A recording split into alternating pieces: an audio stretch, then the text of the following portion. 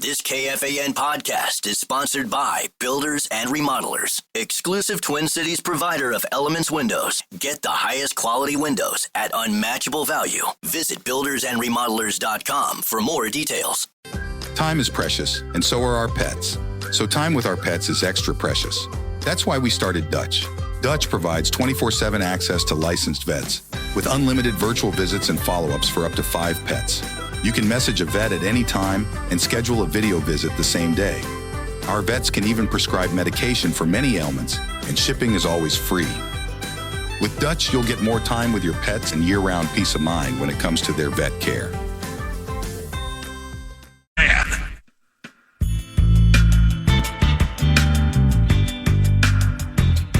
Thanks to friends at Unreal, you can restock your wardrobe with Unreal golf apparel this year, just like Common. Register to win up to $1,000 in Unreal golf apparel on our contest page. One lucky winner will restock their closet with amazing golf apparel thanks to Unreal. That's KFAN.com. Keyword contest. Enter today.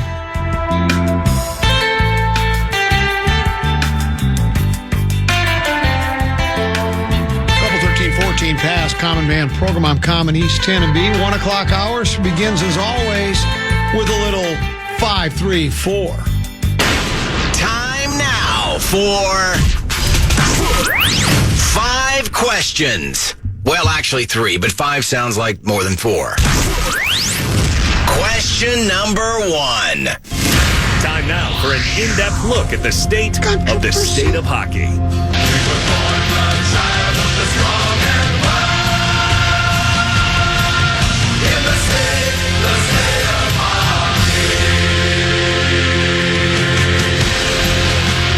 Minnesota Wild superstar Kirill finally became eligible for that contract extension as of yesterday. GM Bill Guerin has publicly remained confident that Kaprizov will sign and that Wild fans shouldn't panic if Kaprizov is not signed on July 1st, which he was not. Common, at what point should Wild fans panic if number 97 still isn't signed? Here's what I'll tell you. I don't think we have to panic. My guess is Tarasenko had a long conversation with Kirill, and I think Tarasenko's got him pumped up. They want to play together. Well, it sounds like Kaprizov almost recruited Tarasenko because Tarasenko had a no-move clause, had a no-trade clause. So he,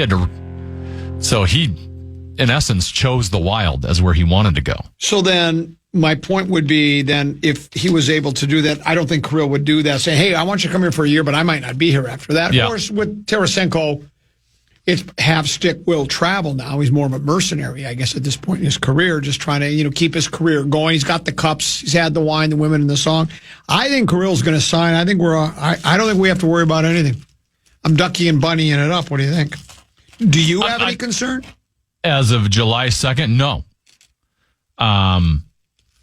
But as of August 2nd, if we're still in this boat, I'll start questioning it a little bit just because, to me, if he wants to be here, it seems pretty like an easy contract. Like the Wild are going to pay him more than anyone else will. I'm sure the Wild are going to give him $14, $15 million a year. They're the only team that can give him 8 years. And in fact, by the time we're at this point next year, the NHLPA agreement's sounds like it's going to change where he'd only be able to get 6 years from somewhere else. So he technically is going to be able to get an extra 2 years here in Minnesota. And they've openly said, hey, we're willing to make him very highly paid and compensated. So I just don't feel like there should be, like, it's not like the Rossi thing where I think the Wild are up here and the Wild's down here and Rossi's way up here and there's a big gap between. There should not be a big gap between the Wild and Kaprizov. So a month from now, I might change my mind. Right now, I'm not too concerned, no. And I don't think we're going to have to worry about it at all. I think he's signing for sure. I think him and Tarasenko are going to be live happily ever after. And they got Yurov coming too, so they'll have 3 Russians on the team. Well, there you go. Question number 2. And now it's time for the 7th inning stretch. Major League teams are striking out 8.26 times per game this season. That's the lowest rate since 2017 and a 6% decrease from 2019.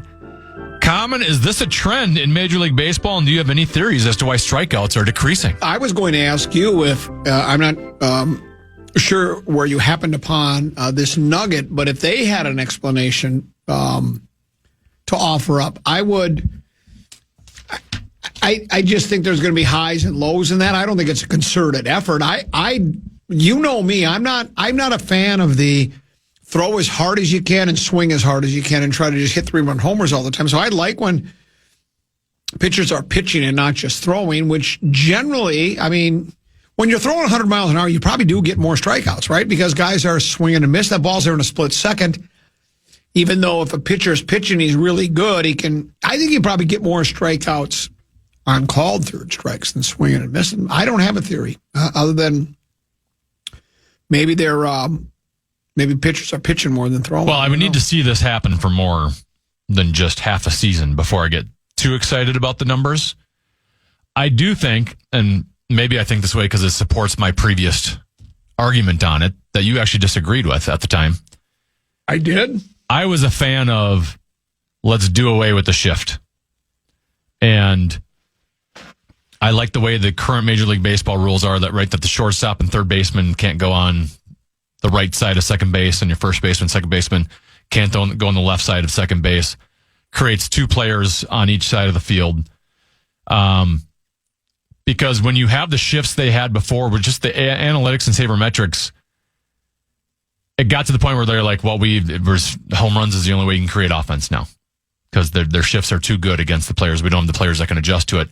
I do think it's probably a combination of because of the shift, players can concentrate on contact more, or at least GMs can now go after players that are more contact driven as opposed to just trying to hit guys that hit home runs. And they can now roster those players because it's a lot easier to get base hits than it once was.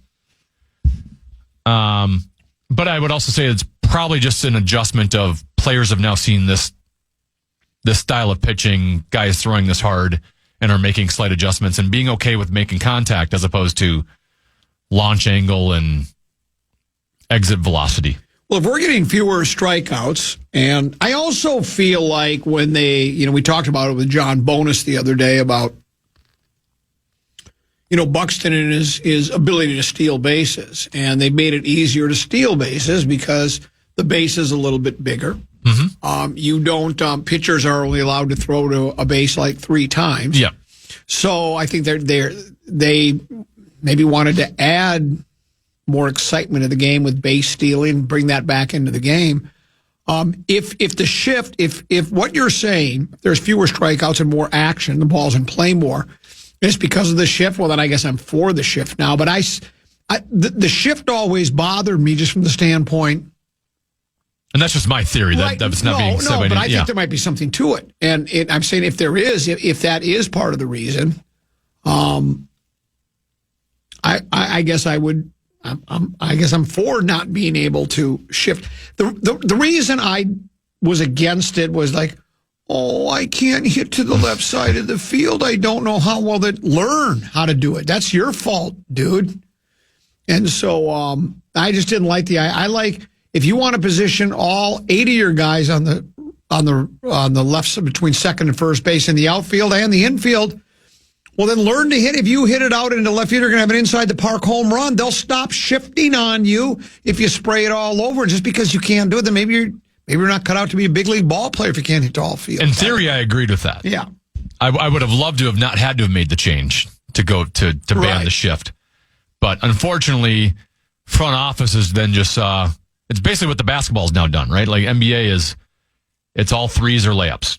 Logo right? threes. We want layups, alley-oops, and 3-pointers because analytically and now that takes away I enjoyed the 90s game better where you got guys who can shoot the mid-range jumper and we can post up a big man and he's going to back you to the basket and maybe do a sky hook, right? Like all that stuff has gone away from baseball in basketball. And in baseball, front officers just said it's too hard to get guys that they hit around the shift. We just need guys who hit it out of the ballpark. And that turned it into basically like the basketball of baseball where we're trying to go for the big ones all the time. With the exception of, I think, SGA. He can hit that little step back shot, and that's what I think makes him more effective. As a matter of fact, I think that's, we talked about Ant last year about, it seems like he either shoots the three or tries to drive to the basket, which is, he's effective at both when he can, they clog the lane a lot. He was complaining about that. It's hard for him to get there, and then they double him out on the perimeter. But if you can do the pull-up 15-foot shot, they got to respect it. Yeah, they got to respect it. So, less strikeouts, the better. Question number 3. It's time now to consider the course. ESPN.com ranked the 25 players on the PGA Tour after 3 majors. They, of course, have Scotty Scheffler at number 1, Rory McIlroy at number 2, Russell Henley at 3, J.J. Spahn at 4, Sepp Straka at 5, Justin Thomas at 6, Keegan Bradley at 7, Ben Griffin at 8, Colin Morikawa at 9, and Xander Schauffele at number 10. Common, do you agree with their PGA Tour power ranking? Who was number 1? Scotty Scheffler. Yeah, okay. That's the obvious one. And number 2 was... That's the free space on the bingo card. Yeah. They got Rory at number 2. Okay. I'm sorry, because I picked up on it, I think, from Russell Henley, number 3. Okay. Yeah, I got the rest of that, Henley. Well, Russ Henley, it's funny. I used to call him a journeyman, and Paul Peterson, a.k.a. Ping, would just roll his eyes and shake his head and go, what do you mean journeyman? Journeyman is basically a guy that never wins, but Henley's a talented kid. He's not even a kid anymore. He's got to be, how old is Russ Henley? It seems like he's been around a while. Yeah, he's got to be 40 or close to it. I would say those ratings are... He's 36. 36. I think those rankings are about right. I don't know. I mean, it's on any given Sunday, Thursday, Friday, Saturday, if you make the cut, there's all sorts of guys that can win. But that seems... 1, 2 is pretty obvious, I think. Because I think Rory now, we talked about after he finally won the Masters, been trying to do that for pretty near 15 years, right? And then he kind of was, I feel like he was almost just going through the motions out there. Mm-hmm. And even said in that one news conference, he said, well, I've been dogging, I've been trying to get that, I've been dogging that jacket for as long as I can remember. So I think it's okay if I relax a little bit. You climb the top of the mountain. Yeah. And so it's hard to get motivated to climb another one. But I think now it's going to be back. It's okay. Now I want to build on that. I want to add more to that it's list. the Open. Yeah. But I mean, not just for the Open, but I just mean in general. It's like I think he wants to add to his, now you're thinking, well, you have the legacy of only the 6th guy to win the Grand Slam, but you'd probably like to get to double-digit majors and such like that. So he'll be back. He'll be fine. But I would say that's pretty close, yeah. Time is precious, and so are our pets. So time with our pets is extra precious. That's why we started Dutch. Dutch provides 24/7 access to licensed vets with unlimited virtual visits and follow-ups for up to 5 pets. You can message a vet at any time and schedule a video visit the same day. Our vets can even prescribe medication for many ailments, and shipping is always free. With Dutch, you'll get more time with your pets and year-round peace of mind when it comes to their vet care. And we've got your shot to win tickets to Summer of Loud 2025. Summer of Loud. It's Friday, July 11th at Somerset Amphitheater. See performances from Beartooth, I Prevail, Parkway Drive, and more. And Iskabiscus. And head over to our contest page to see how you can win today. That's KFAN.com, keyword contest. Lieutenant B, are you a big Sean Diddy Combs guy as far as music? His behavior seems to be a little unsavory, to say the least. So allegedly, and then, by the way, there are some verdicts have been reached. I'm about to get to that. But did you like... I will say, back when he was Puff Daddy, so that was before he became P. Diddy, and then he just became Diddy. So he was Puff Daddy. He was originally Puff Daddy. Then he was P. Diddy, and then he was just Diddy. So back when he was Puff Daddy in the mid to late 1990s, and he was with Notorious B.I.G. and Mace, yes, I was a big fan of that. Once he switched to P. Diddy, I was never really a fan of his music. And a lot of that, B.I.G. obviously was murdered, and he's not really a good rapper on his own, but... After 7 weeks of sometimes graphic and emotional testimony in Sean Diddy Combs' sex trafficking case, jurors found the music mogul guilty of 2 prostitution-related counts, but acquitted him of more serious counts, including a racketeering charge.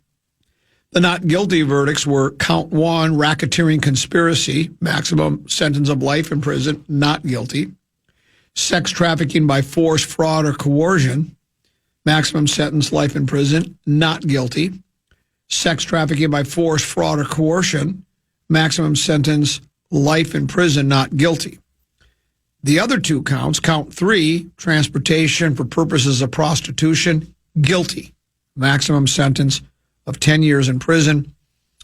And count 5, transportation for purposes of prostitution, guilty. Maximum of 10 years in prison. So,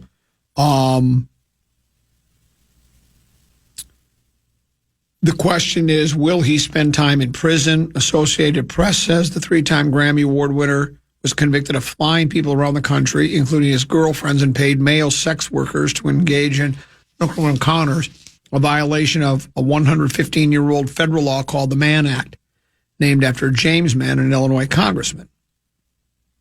The law originally prohibited the interstate transport of a woman or girl for prostitution or debauchery, or for any other immoral purpose. It was later updated to be gender neutral and for any sexual activity for which any person can be charged with a criminal offense. Assistant U.S. Attorney Maureen Comey said the government's expected to seek a substantial period of incarceration for Combs. In a court filing, she estimated that Combs' sentencing guidelines, which take into account many technical factors, could justify a prison term of 5 years.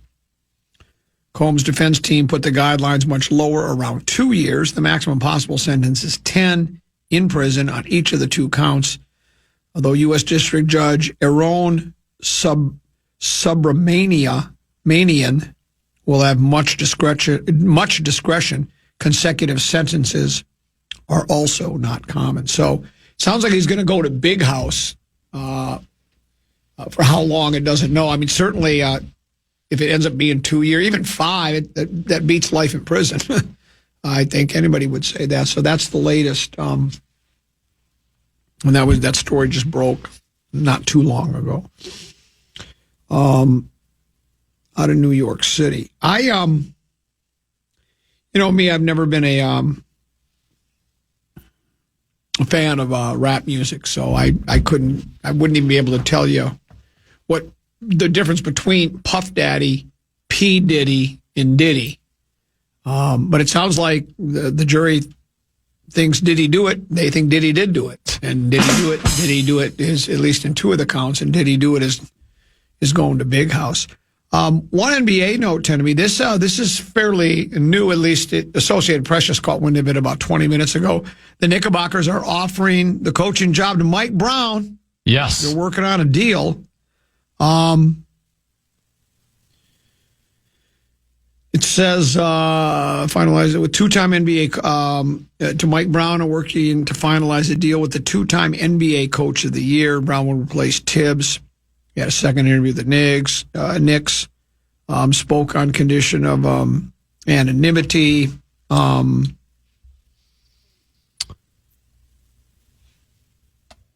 Here in a second award, he was NBA Coach of the Year after leading Sacramento to the playoffs in 2022 and 2023, but the Kings fired him nearly halfway through the last season.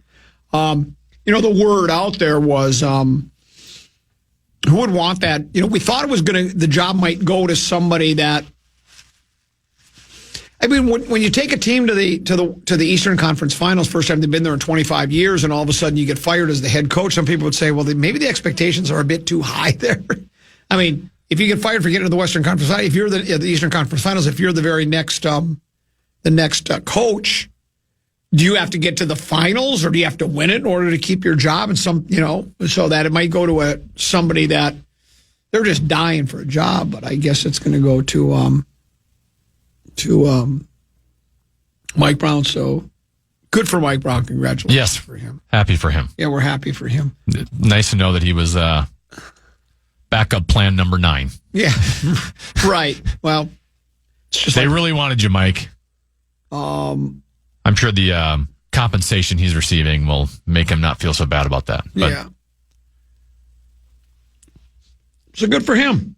But also, you better get to the NBA Finals or you're going to get fired. Well, that's what you would think. I don't, I saw the Malik Beasley character. He, there's some gambling allegations with him, right? Yes. He's not been charged with any crime at this point, but federal investigators who have not commented publicly are looking into betting patterns surrounding some games Beasley played in during the 2023-2024 season when he was with the Bucks. The primary focus of the probe is what are called prop bets, ones where bettors can wager if a player will go over or under a certain statistical total. Like, will he score more than 10.5, grab 5 points, grab 5.5 or more rebounds, that sort of thing. It's similar to other investigations that they've had before, such as the one that led to the banning of then Toronto player Jonte Porter from the league. Terry Rozier, who plays with Miami Heat, was subject to a similar probe surrounding part of his time with the Charlotte Hornets. Rozier was never charged and never faced any penalty from the NBA. ESPN reported that one game in question surrounded Beasley's performance Jan 31, 2024, in particular whether he would get more or less than 2.5 rebounds. Bettors, ESPN was told, wagered large sums that he would not get that many rebounds, but Beasley got 6 boards that night, meaning those under bets did not pay out. So, gambling allegations. And I thought I said, was this... If he's got gambling allegations, it's probably because he needs money, right? Yeah. Why would he need money? He's playing the NBA. What are these guys? Some of these guys just aren't good at managing their money, I guess. It sounds like he has been heavily in debt. Like even like his next, he's had times where his next contract or two is already being given to creditors. We call that living high on the hog, is what we say. And the funny thing is, now that the stories come out, then your social media investigators come out and try to find old clips and videos where it looks like he's tanking. He had one clip when he was with the Wolves where the line was 7.5 and the team the Wolves were playing got a free throw to make it a 9-point lead. Right. With 5 seconds left. And he's eager to get the rebound. He's asking to get the ball thrown into him, and he runs full speed and gets the layup to make it a 7-point game at the buzzer. So that the Wolves covered the 7.5. Yeah, that's... I mean, no one's even trying to defend him. You know, because the game's over. Right, you're down 9 with 5 seconds left. It's over. Yeah. Yeah, it sounds like... he was the only one playing. Sounds like the fish stinks from the head up. We'll take a break, and we'll bring Brian Oake into the conversation. He's next here on The Fan.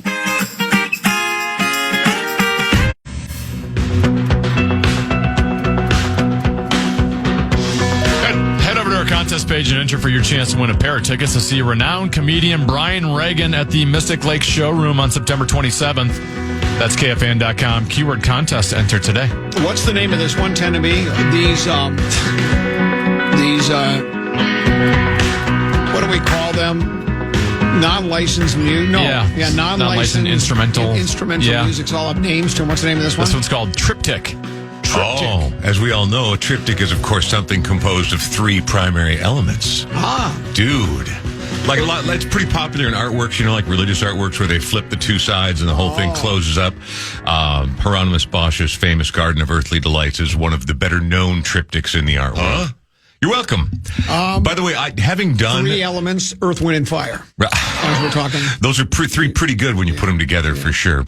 Having done more than a little radio production myself over the years, they used to be on CDs. Now I imagine they're just all digital files, but they used to be on CDs, and there were thousands of them in the production studio. Thousands of them in the production studio. Probably just hundreds, but still a great number of them. Hundreds. And there were on the back. There'd be there's 60 songs on there, right? Because they're all 30 seconds or a minute long, and they'd all have just terrible names like that, like Topanga Morning, and then the descriptions, because a lot of them are used for light, upbeat, breezy. Yes, for commercial beds. Vibrant, driving, yes, urgent. Yes, exactly. It's Brian Oake. It's Rock Talk time here on a Wednesday afternoon. Are you familiar with an artist named Morrissey? Oh, yeah. I'm from the famed lead singer of the Smiths back in the day in the 1980s. In fact, one of the true big British crossovers that kept college radio and public radio alive in the 80s.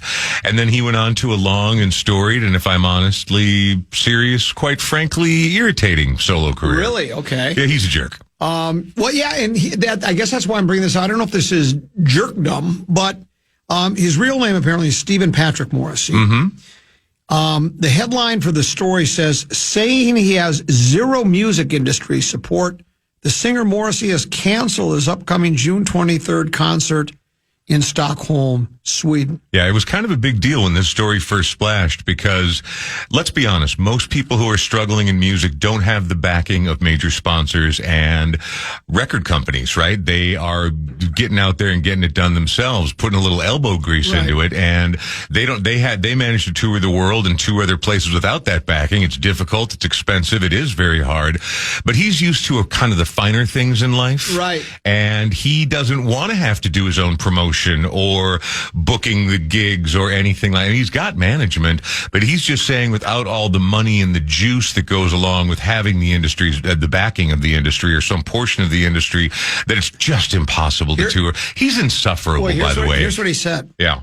The pain that not reaching Stockholm this week is horrific for the band and crew. Knock it off. I know it's impossible for people to understand, but we dream of Stockholm, Reykjavik, Trondheim, Helsinki, Aarhus, if that's how you say it. Sure. But there's no financial support from imaginary record labels to get us to such places.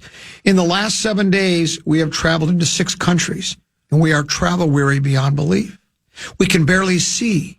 We pray to God that someone somewhere can help us reach Sweden, Norway, Finland, Iceland, Denmark, where we have thousands upon thousands of friends, yet absolutely zero music industry support. Take out a line of credit. You're going to make some money when you get there. No label will release our music. No radio will play our music. And yet our ticket sales are sensational. What does this tell us about the state of art in 2025? Again, the last 30 years of his career have been typified by this sort of obtuse self-denial. Like it couldn't be his fault. It couldn't be his problem.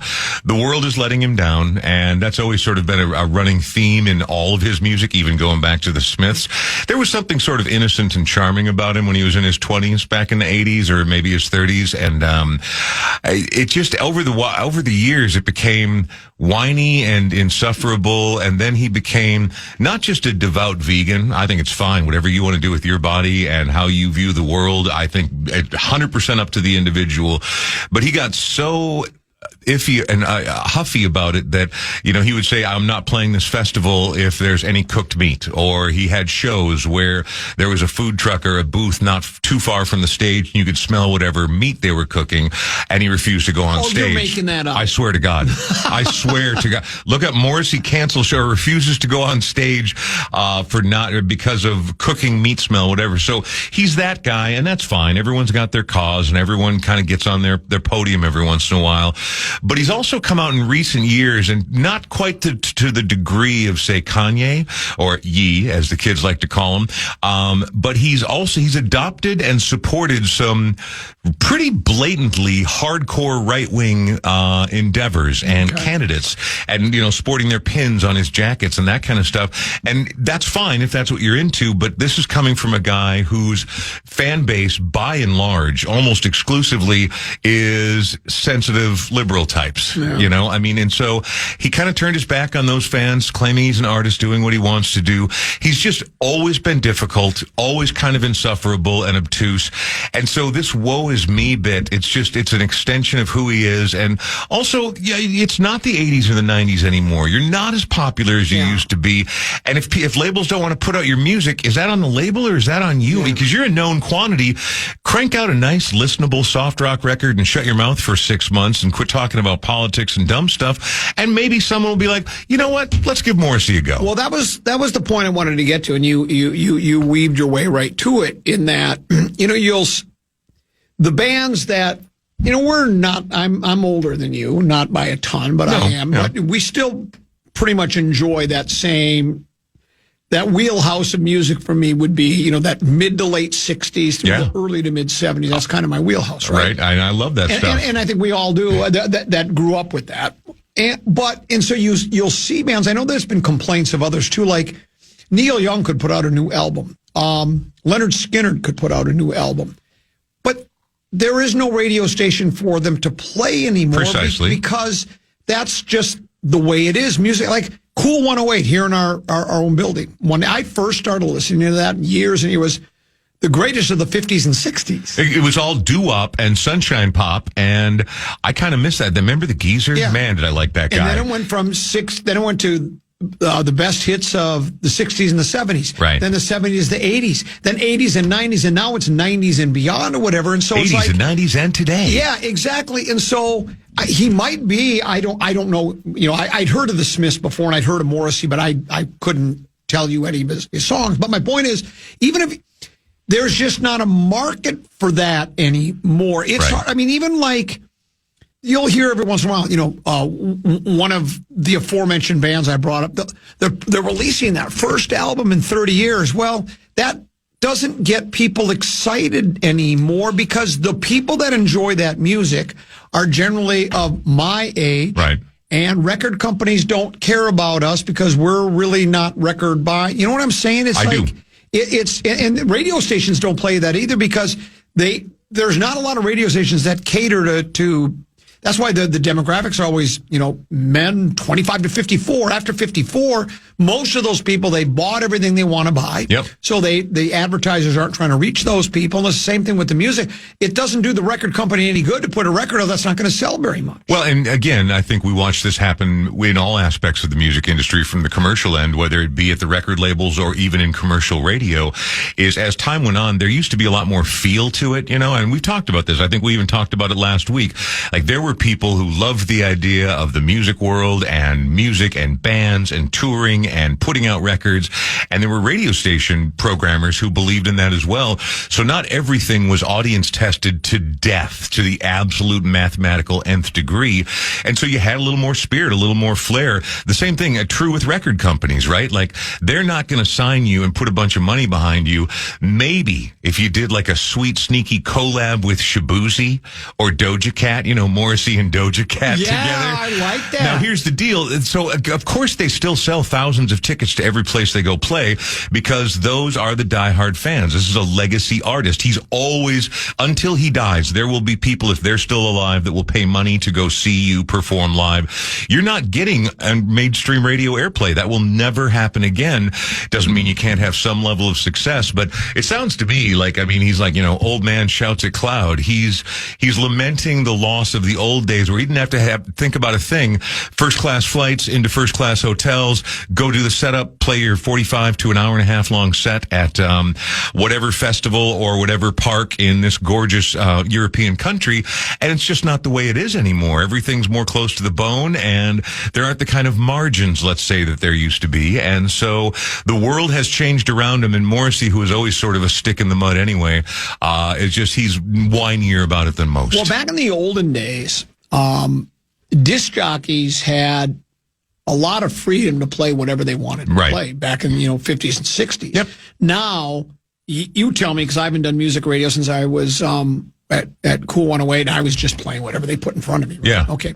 But I don't think you're allowed as a disc jockey. Oh, God, no. It's a playlist that's put together by programming/music director guy, and you play what comes up. You don't just get to go and play whatever you want. There are some very small exceptions, like Sunday specialty shows. I always got to pick my music for Freedom Rock on Sunday nights, and so there are exceptions. Or if you've got a special feature, maybe someone, hey, so-and-so from Owatonna sent in this song. That's what we're going to feature on this particular feature today. But no, as far as regular programming and rotational programming, you don't get to touch. I started back in 1994. That was my first year in commercial radio. And even then, I wasn't allowed to pick anything. Right. Again, I'd have a feature on the morning show where I'd get to pick 5 songs that week. But as far as even then, it was already starting to take hold. So back in the 60s, 70s, DJs were the tastemakers. They were picking the songs. And I think it hung on in certain formats longer than it did in others. But once it became a major business, then you don't dare risk having some weirdo like you or me sitting there playing an hour of their favorite like band. This song. Yeah, exactly. I'm going to play Monster by Steppenwolf. Well, and back in the day, you also, as DJ, you had to play part program director because you had to be smart enough, like, I could just sit here and play my 3 favorites over and over again, but I'm going to lose listeners. So you did look for cool records. You looked for exciting records, but you also had your ear to the ground to see what other people were saying. In this day and age, I mean, there used to be a time, every time you flipped on the radio, you knew immediately what station you were listening to. Yeah.